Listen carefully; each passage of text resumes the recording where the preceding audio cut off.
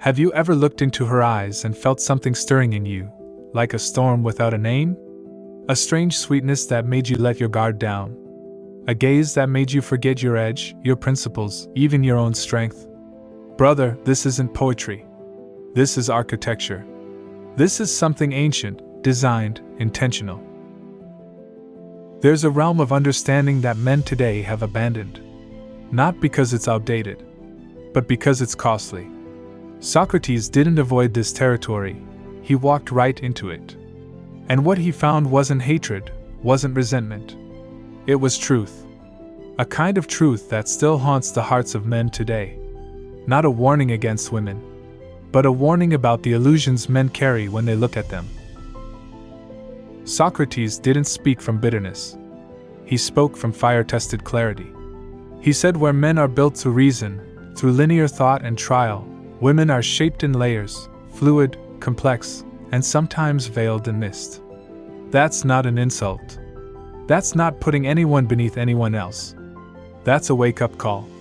Because anything veiled should never be trusted blindly. And anything enchanting should be understood before it consumes you. The men of Athens laughed at him. They ridiculed his questions. The jurors sentenced him. But he didn't flinch. Because he understood something timeless. A man who only understands a woman as she appears, but not as she functions, is like a soldier captivated by the gleam of his enemy's blade, mesmerized by beauty, killed by blindness. Socrates didn't preach. He asked questions. So ask yourself, why does she crave influence from the shadows? Why is her love often tangled with calculation? Why does her silence sometimes speak louder than anything she says? If you don't ask, you won't see. And if you don't see, you won't stand, you'll kneel. Not out of love, but out of illusion. In the Republic, Socrates talked about a just soul, one ruled by reason, not consumed by impulse or desire. But what happens when a man builds his life around a woman he doesn't truly understand? That man isn't building a soul. He's building confusion. A shrine to misunderstanding. He spoke of the tyrant soul too, the one led by appetite, always restless, always needing. So how many men today wear a suit of reason, but live chained to their hunger for a woman's approval? How many men build empires, not for legacy, but for the attention of someone who'll leave once the walls crumble? Understand, Socrates wasn't warning you about her. He was warning you about you. About what happens when you ignore her nature and your own. When you fail to see her as she truly is, she's not your enemy. She's not your rescuer. She becomes the test. And every man must pass that test, or he'll be crushed under the weight of what he never bothered to learn. You were taught to look for beauty. But Socrates knew beauty is bait. What really matters is the intention behind it. And that, he said, is where most men fall. You chase her form and forget her function. You want her warmth but ignore her wiring. You don't study her, you fall for her. And when you fall, she doesn't catch you. Not because she's cruel, but because nature didn't design her to. She selects, she tests, she adapts, but she doesn't build. That's your role. That's your challenge, and your crown. A man, Socrates believed, must live examined. That includes your thoughts of her, your weaknesses, your desires. If you don't examine them, she will. Not out of malice, but instinct. Just like the river doesn't hate the rock it wears down, she doesn't hate the man she outmaneuvers. She's just doing what nature made her to do. But are you doing what nature made you to do? Socrates lived among men who misunderstood power. They thought it lived in wealth, in applause, in conquest. But he knew, real power belongs to the man who cannot be deceived. Especially by what he loves. That's the beginning of wisdom. You weren't born to orbit her. You were born to master yourself.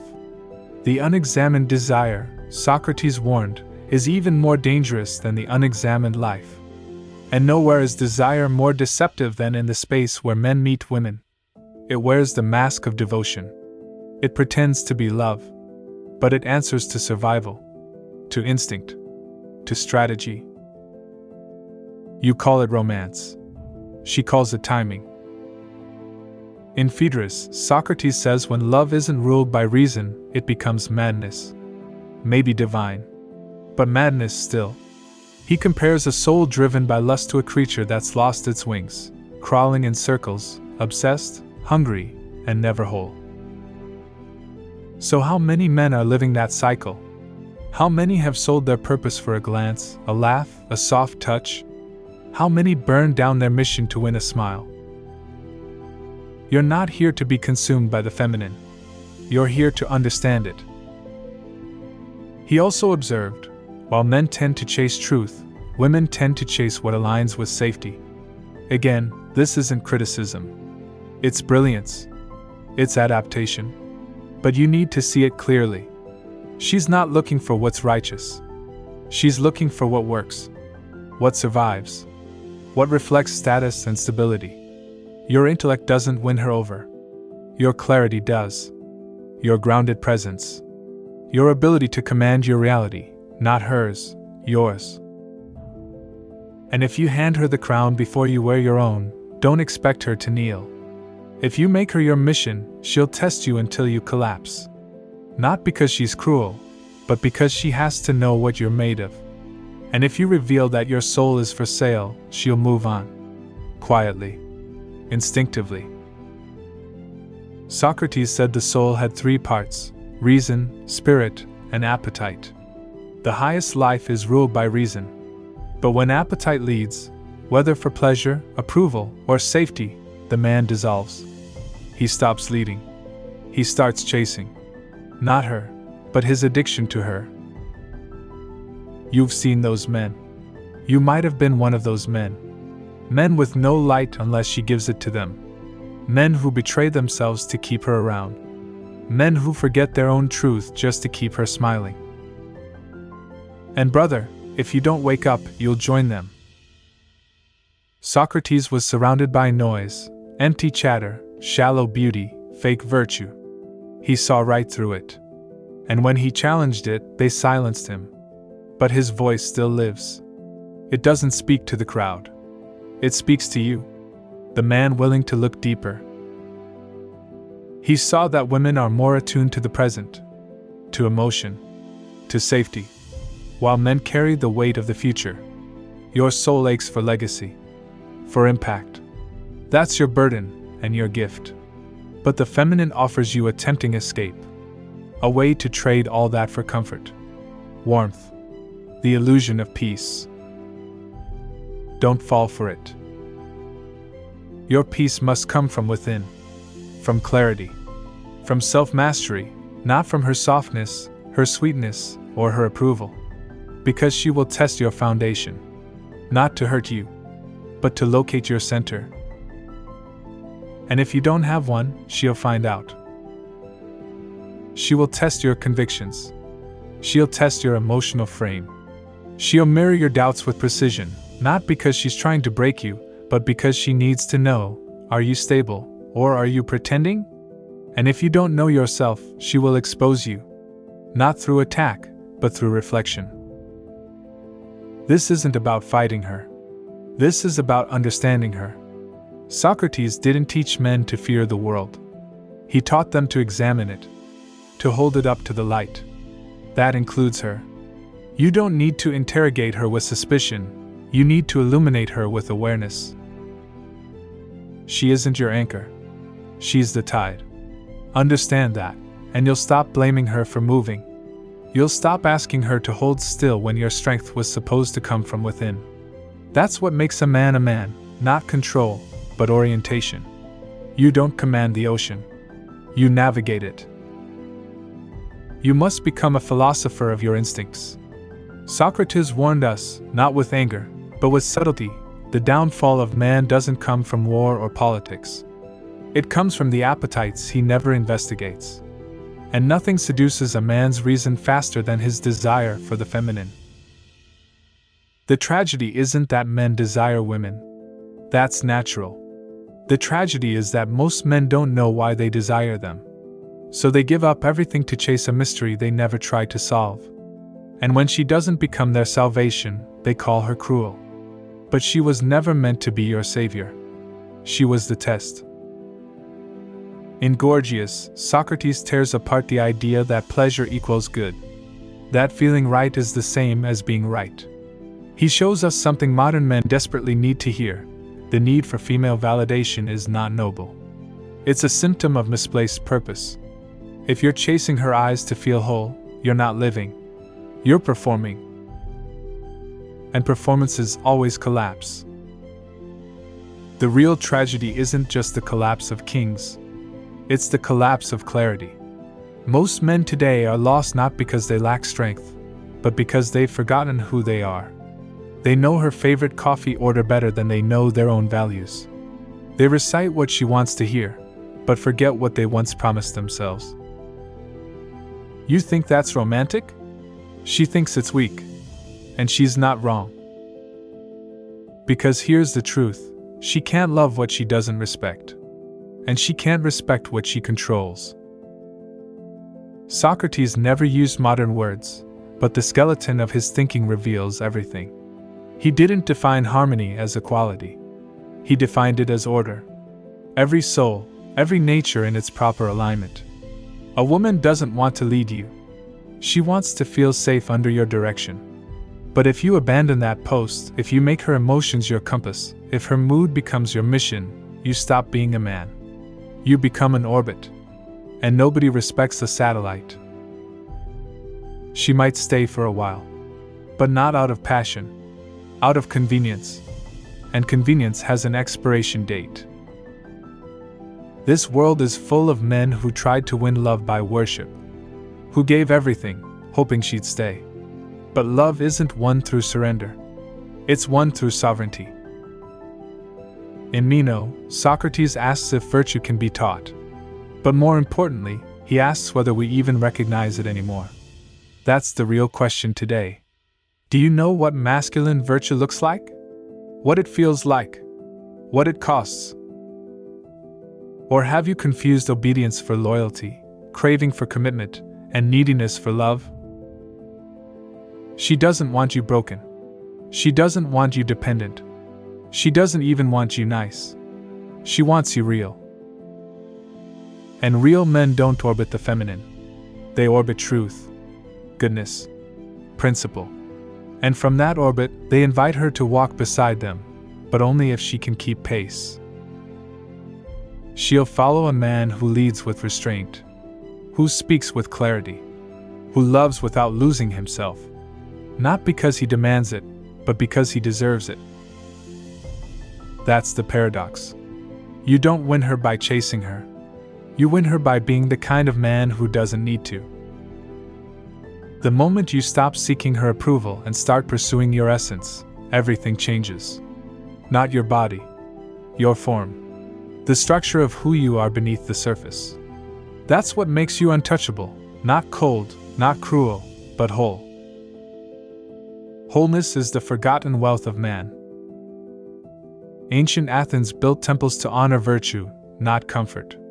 They carved it into stone, passed it through trial, and whispered it into the ears of men like Socrates. And what was that whisper? Know thyself. Not please her. Not serve her. Not become what she wants. No. Because when you know who you are, you stop bending. You stop chasing.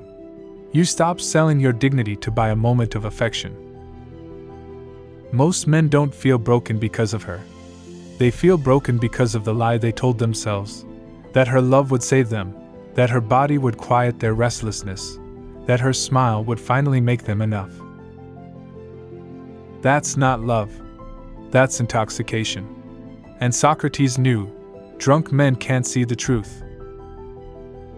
He often spoke of forms, the pure, ideal versions of things behind their shadows.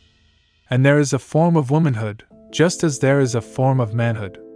But modern men chase shadows. They chase the hips, the lips, the perfume, the fantasy. But they never ask, What does this form serve? What does it protect? What does it consume? She isn't evil. She's efficient. She isn't manipulative. She's adaptive. She isn't broken. She's calibrated for survival. Hers, not yours. Her instincts are sharper than your fantasies. Her choices faster than your affections. And when your eyes are fogged by longing, she sees what you don't, your weakness. Socrates never spelled this out word for word, but it's all there, buried in the dialogue. You're either governed by reason, or you're governed by desire. There is no third option. And the man who falls into her without a compass doesn't find freedom. He finds confusion. He smiles, sure. But he's drowning. And when he sinks, he'll blame her for a tide he never learned to navigate. But the man who's trained in reason, who has looked his desires in the eye, who understands her before he touches her, that man doesn't drown. He sails. And here's the twist, she respects him for it. Not because he dominates, but because he doesn't disappear. In Symposium, Socrates talks about Diotima, a woman who teaches him that love isn't just about bodies, it's a ladder. First you love one body, then all beauty, then truth, and finally the divine. But most men never climb. They stay stuck on the first rung. They never ask what love was meant to point them toward. You, listener, don't stay there. Don't rot in the pit of pleasure. Climb. She is the start of a question, not the final answer. She is the gate, not the kingdom. She is the wind. But you must be the sail. Your strength doesn't come from overpowering her. It comes from not needing her to define you. Let her stay mysterious. Let her be complex. Let her be woman. But you be man, in the Socratic sense. Grounded. Examined. Enduring. Not shaken by flattery. Not broken by rejection. Not swayed by appearance. That is your path. That is your dignity. And dignity, it's not handed to you. It's earned. In silence. In rejection. In the cold moments when no one's watching, and no one's coming to save you. That's where Socrates would tell you to build. Not in her arms. Not in her approval. But in the unshakable court of your own soul. The man who needs her warmth to feel whole has no fire of his own. The man who bends his will to hold on to her affection will eventually snap, and when he does, she won't gather the pieces. Not because she's heartless. Because she's nature. And even she is searching for a man who doesn't need her, but chooses her. A man who knows what she is, and what she's not. She is not your therapist. She is not your savior. She is not your mirror to check whether you matter. You want her to see you? Then stand where most men won't. Stand in solitude. In discipline. In stillness. Without needing to be seen at all. Socrates said, "The shortest and surest way to live with honor is to be in reality what we would appear to be." And what do most men want to appear to be? Strong. Wise. Respected. Desired. But how many are willing to become that? Don't chase her attention.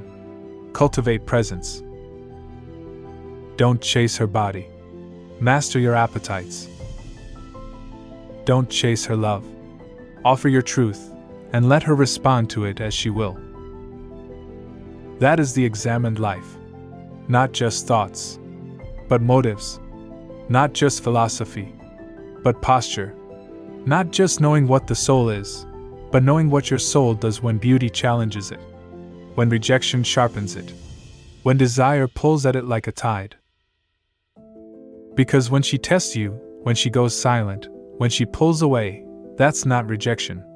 That's the trial. The arena. The sacred fire. And that's where most men kneel. and in kneeling, they give up their throne. But you don't kneel. You stand. You choose reason over reaction. You choose clarity over chaos.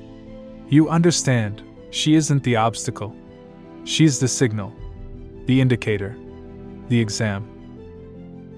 If her absence breaks your focus, the weakness was always there.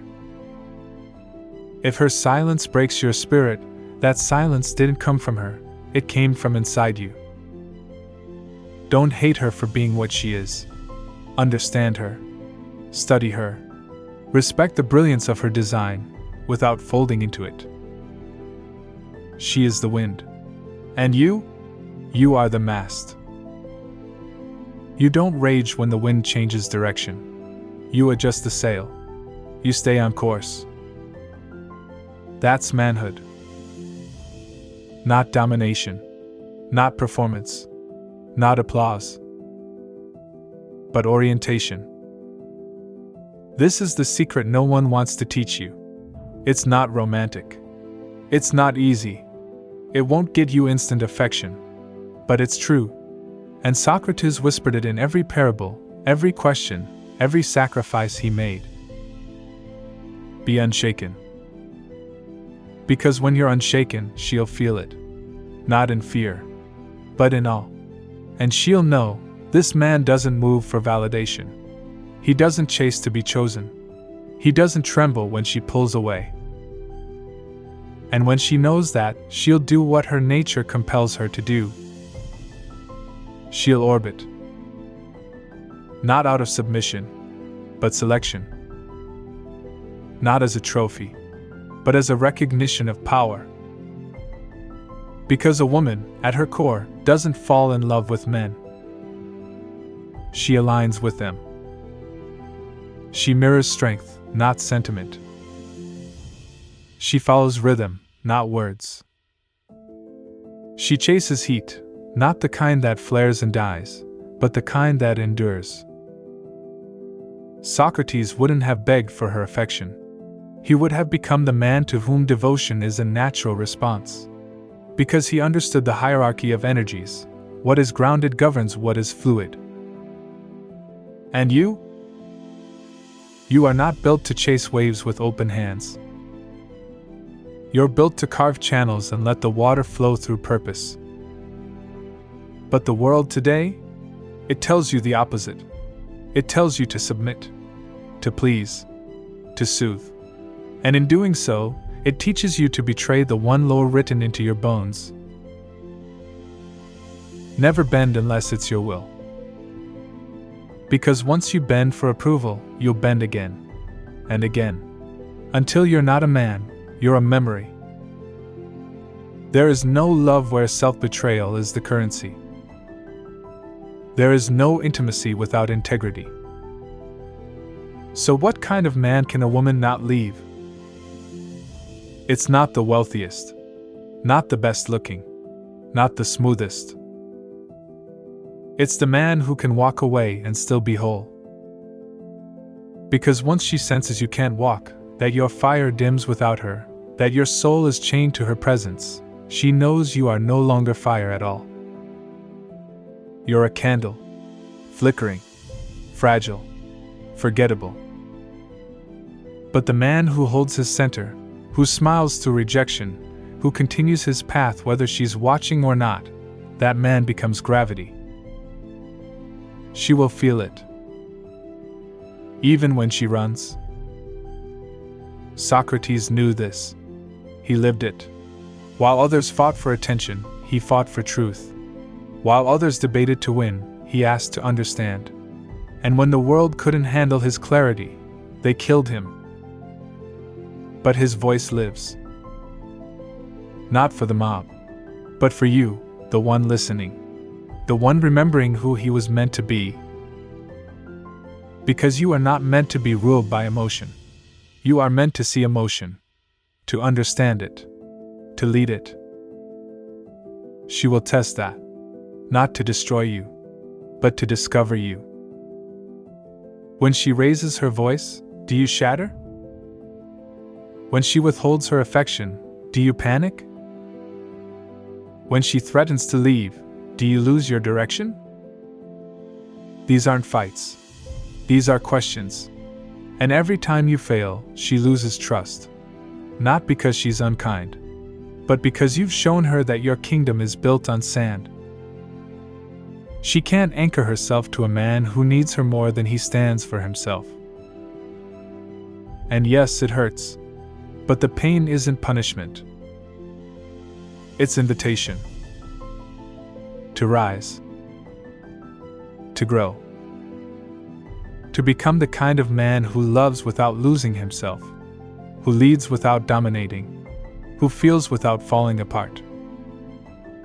This isn't surface-level stoicism. This is sovereignty.